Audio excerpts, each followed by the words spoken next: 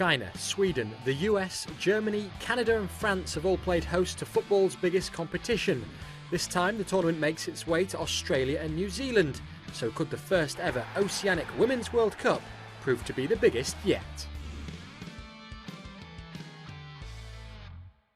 Hello there and welcome to Football Now from Doha, where the 2022 Men's World Cup played out in front of record audiences across the globe. This summer it's the women's turn to showcase their talent on the biggest stage of them all, as some of the sports superstars will make their way to Australia and New Zealand. Now, the first Women's World Cup took place in 1970, but it's only been under FIFA's umbrella since 1991. It's made its way to 3 continents so far, so what can we expect when it heads down under? First of all, it'll be winter here actually, so that is going to be a shock for, I think, a lot of people. I was at the last Women's World Cup in France and it was so nice and so hot, and I think people will get a bit of a shock, especially being in New Zealand. It's a lot colder than Australia, especially down south in places like Dunedin, which is one of the host cities. So bring jackets, bring gloves, bring all that winter stuff, but New Zealanders are known for being really, really nice.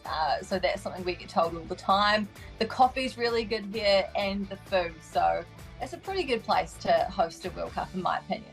10 stadiums from 9 cities across the 2 countries will welcome the world's best players when the competition kicks off on July the 20th. Auckland's Eden Park will host the opening match between New Zealand and Norway.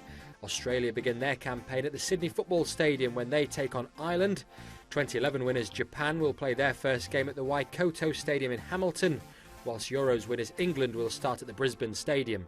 Ballon d'Or winner Alexia Putellas will be back for Spain as they kick off at the Wellington Regional Stadium. Meanwhile, 6 matches will take place at the Forsyth Barges Stadium. The Hindmarsh and Perth Rectangular Stadiums will host 5 matches in total. The biggest stadium across the 9 host cities is Stadium Australia, which is in Sydney, which is where the final's going to be. And actually they changed the location for the Matilda's first game against Ireland. It was at some other stadium, but demand for tickets was so high, they were like, okay, let's change stadiums, we'll put you in the final venue. The capital of New Zealand is Wellington, and it's probably the football capital as well, where both of our Wellington Phoenix teams are based, and there's a lot of football fans there. And the stadium is just like a big circle, so it gets called the Cake Tin. But I think my favourite is probably Eden Park. It's our national stadium, which is where the opening match is going to be. Now, the World Cup has, in more recent times, been an opportunity to showcase new refereeing technology. The 2018 men's tournament in Russia saw the introduction of VAR, and more recently here in Qatar, semi-automated offsides were introduced. As for the 2023 Women's World Cup, well, they'll be experimenting their own refereeing first too, when VAR decisions will finally be explained in real time. So what could this mean for the game, and could it improve the fan experience? We decided to make this trial because we have received some requests in that sense to make the decision taken by the referee after a VAR intervention more understandable by all the football stakeholders, namely the spectators at the stadium or at the television. I hope that the spectators will have a benefit from this. We are at the beginning. It's the first time we do it, so certainly it might be not perfect since the very beginning, but I'm confident that the outcome will be positive. And so to the teams then, and what a lineup we've got this year. England will be feeling confident, having won the Women's Euros last summer. Germany will be looking for revenge after losing that final. France and Spain have the return of their star striker Alexia Putellas, who's back fit, firing and ready to go. But if you're going to win the final, there's probably one side that you've got to beat along the way, and that is the team that are looking to win their 3rd FIFA Women's World Cup in a row. I don't know if there is one absolute slam dunk favorite in this World Cup, but I think the U.S. is certainly going to be on the list of the many favorites that there are. They beat Canada, Brazil, and Japan, all of whom are among the highest-ranked teams in the world. The U.S. didn't always look good doing it, but they've still got a couple of key pieces who are out injured, namely playmaking forward Catarina Macario and center back Tierna Davidson. I think once they return, which should be for the April FIFA window, we'll see as close to a full-strength U.S. team as we've seen in a while.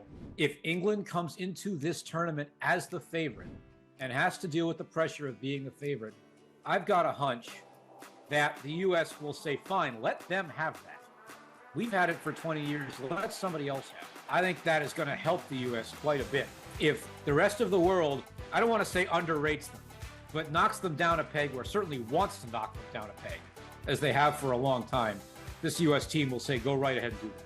Well, just 2 teams from Europe have won the Women's World Cup since that FIFA inception back in 1991. That was Norway in 1995 and Germany in 2003 and 2007. So, just how likely is it that a side from that part of the world can step up to the plate this time around?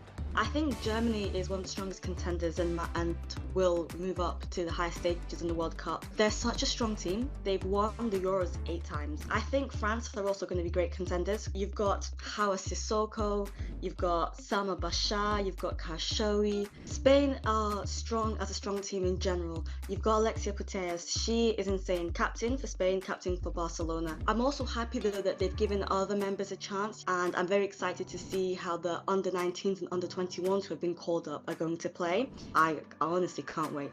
Yeah, it's all set to be another great FIFA World Cup, isn't it? That brings us to the end of this week's show. Do let us know your thoughts at home using the hashtag FootballNowWWC, and we'll see you next time. Bye for now.